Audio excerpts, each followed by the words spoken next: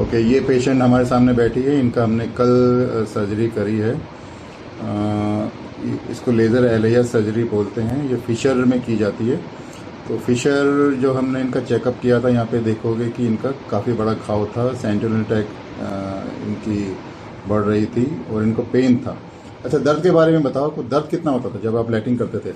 काफी दर्द हो जाता था सर, बहुत ज्यादा दर्द होता था। लैट्रिन करते थे तो मतलब दर्द एकदम उठ जाता था। और वो दर्द कितने देर तक रहता था? उठ भी नहीं पाते थे सर हम।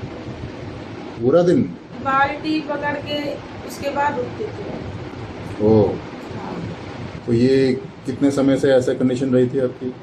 ये तो 1 महीने से हो गई थी। तो 1 महीने से मालूम पड़ी गई। नहीं, तो 1 महीने से आप दर्द सही जा रहे थे। आप डॉक्टर के पास तो गए थे ना?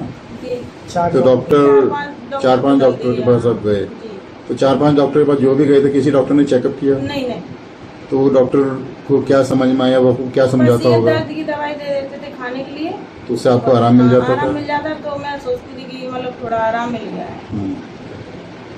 तो उसके बाद फिर आपको तकलीफ बढ़ती थी? ये 4-5 दिन से एकदम ज्यादा दिक्कत हो गई। ठीक है। तो यहाँ पे मरीज ने क्या गलती करी है? मरीज एक तो स्पेशलिस्ट डॉक्टर के पास नहीं गया, किसी लोकल डॉक्टर के पास जाता है। हाँ, लोकल डॉक्टर पर जाते हैं। लोकल डॉक्टर इनका एग्जामिन तक नहीं करता है, यानी डॉक्टर को पता ही नहीं क्या है। डॉक्टर सिम्टम के अकॉर्डिंग मेडिसिन दे रहा है। पेशेंट दर्द बता रहा है, दर्द की दवाई देगा, एंटीबायोटिक देगा, या ब्लीडिंग हो रही है तो ब्लीडिंग की वो दे देता है। तो प्रॉपर चेकअप नहीं कराता है। यहाँ पे ये सबसे बड़ी गलती होती है मरीज की।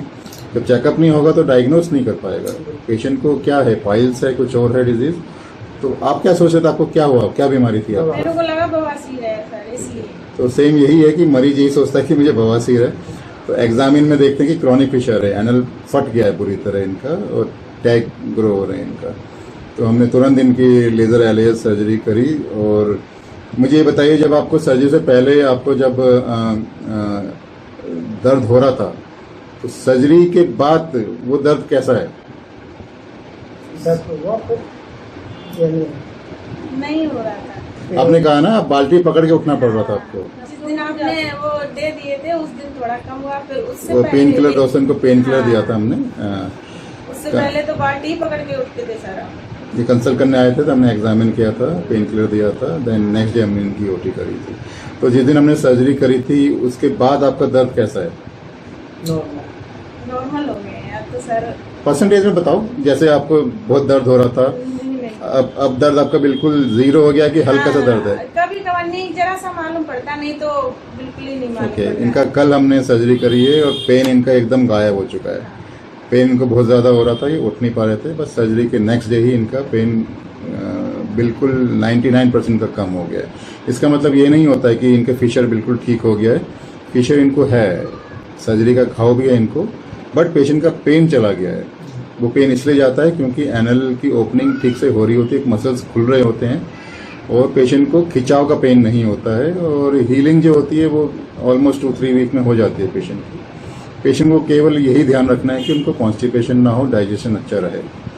तो जिनको भी क्रॉनिक फिशर है, बहुत पेन से तड़प रहे हैं, हमसे कंसल्ट कर सकते हैं। पेन उनका ओटी के नेक्स्ट डे ही पेन लगभग गायब हो जाता है।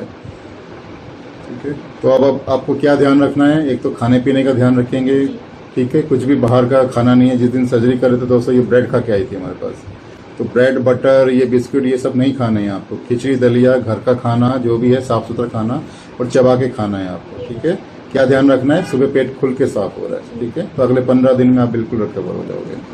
ठीक है, ओके, थैंक यू।